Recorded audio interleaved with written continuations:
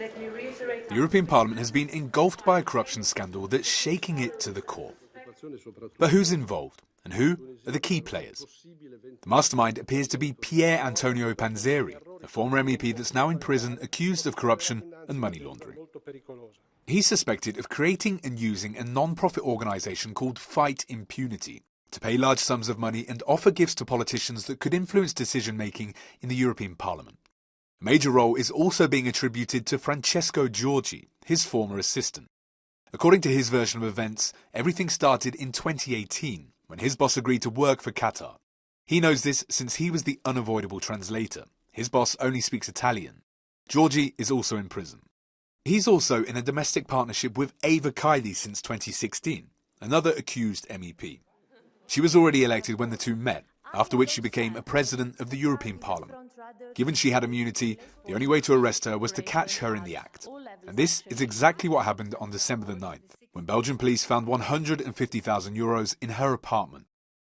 The Greek MEP is still in prison. Her father, who was arrested on the same day with a suitcase full of money in Brussels, was let free some hours later. He was apparently just trying to help his daughter and the mother of his 2-year-old granddaughter. Niccolò Figa Talamanca is another Italian involved in the scandal. He's the Secretary General of another NGO, No Peace Without Justice, through which the money from the alleged countries circulated. He's in prison after the Belgian courts reversed a decision to release him with an electronic tag.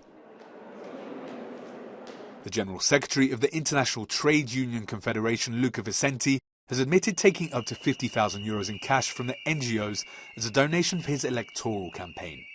He was released without charge but must inform the authorities if he leaves the EU.